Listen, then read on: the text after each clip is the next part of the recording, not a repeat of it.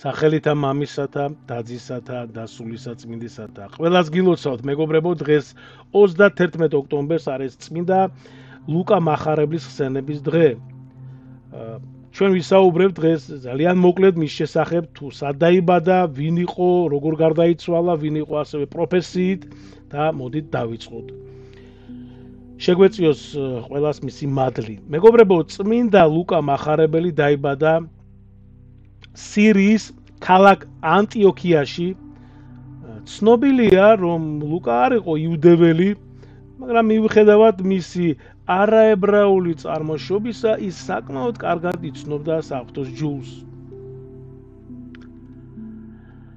ასევე ლუკა იყო მოციქულის 70-თაგანი ერთ-ერთი, რომელმაც ესე იგი იესო ქრისტემ ქადაგებისთვის გაგზავნა და არ იყო 12-თაგანი, ანუ ის არ შედიოდა 12 მოციქულს შორის.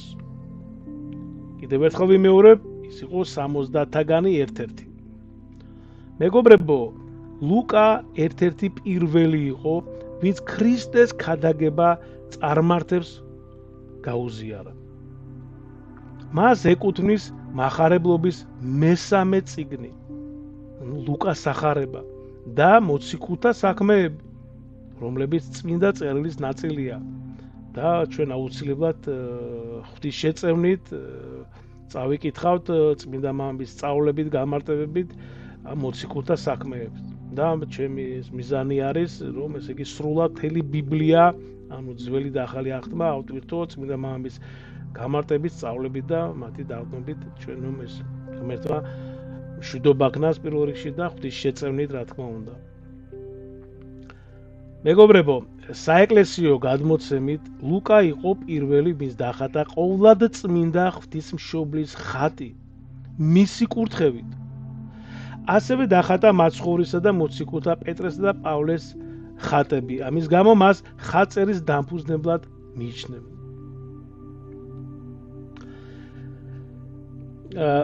წმინდა მოციქული და მახარებელი ლუკა, როგორც ჩვენ ზემოთ აღვნიშნეთ, სირიის ანტიოქიაში დაიბადა. იგი განათლებულ ბერძენთა წრეს ეკუთვნოდა და პროფესიით ექიმი იყო. ქრისტეს შესახებ, რომ ესმა ლუკა პალესტინაში ჩავიდა და აქ თავად უფლისგან ეზიარა მაცხოვრებელ სწავლებას. ჯერ კიდევ მაცხოვრის ამ ქვეყნიური ცხოვრების ჟამსა წმინდა ლუკა როგორც 1/70 მოციქულთაგანი უფლის მიერ ცათა სასუფევლის შესახებ პირველი ქადაგებისთვის გაიგზავნა. აღდგომის შემდეგ უფალი იესო ქრისტე ემაუსში მიმავალ ლუკას და კლეოპას გამოეცხადა. მეგობრებო, ლუკა თან გაყვა წმინდა მოციქულ პავლეს მეორე მისიონერულ მოგზაურობაში, რის შემდეგაც ის ერთმანეთს არ განშორებიან. უფლის რჩეული პავლეს გვერდი დარჩა მაშინაც, როცა იგი ყველა თანაშემწემ მიატოვა. მეორე ტიმოთე 4:10. მოციქულთა თავის მოწამეობრივი აღსრულების შემდეგ წმინდა ლუკამ რომი დატოვა და ქადაგებით მოიარა აქაია, ლიბია, ეგვიპტე და თებაიდა. ამ ქვეყნიური ცხოვრება მან მოწამეობრივი ღვაწლით დაასრულა ქალაქ თებეში.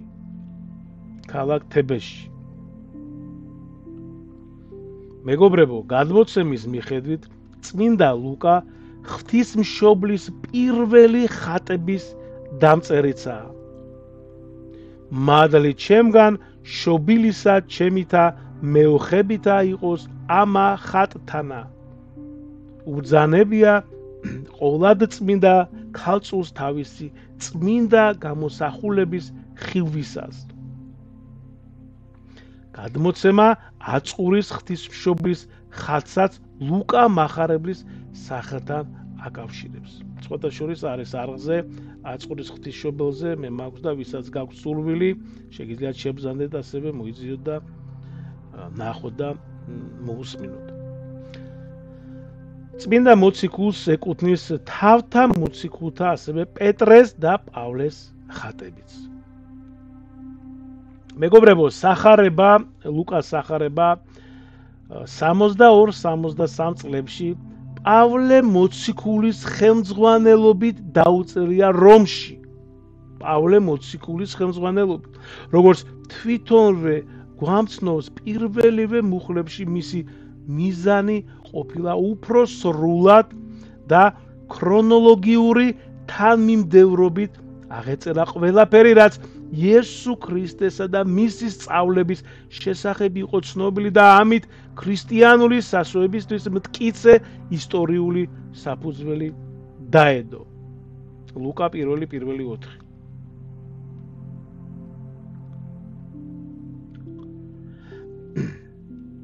მეგობრებო, ლუკა მახარებელს ეკუთვნის საქმე მოციქულთა. იგი 4 თავის გაგრძელებაა და მოგვითხრობს წმინდა მოციქულთა შრომასა და ღვაწლზე, ანუ მაცხოვრის ამაღლების შემდეგ. როგორც უდიდეს საეკლესიო მოვლენას, თხრობისაც განსაკუთრებული ყურადღება ეთმობა მოციქულთა კრებას, რომელმაც დოგმატური საფუძველი დაუდო იუდაიზმისგან ქრისტიანობის გამიჯვნას და მსოფლიოში მისი დამოუკიდებელი გავრცელების საწინდარი შეიქმნა. საქმე 15:6-29. მეგობრებო, გაიხარეთ, ღმერთმა დაგლოცოთ, ღმერთმა გაგახაროთ და მადლობა რომ მისმენთ და შეგვეციოს წმინდა ლუკა მახარებელი. მადლობა. ამინ.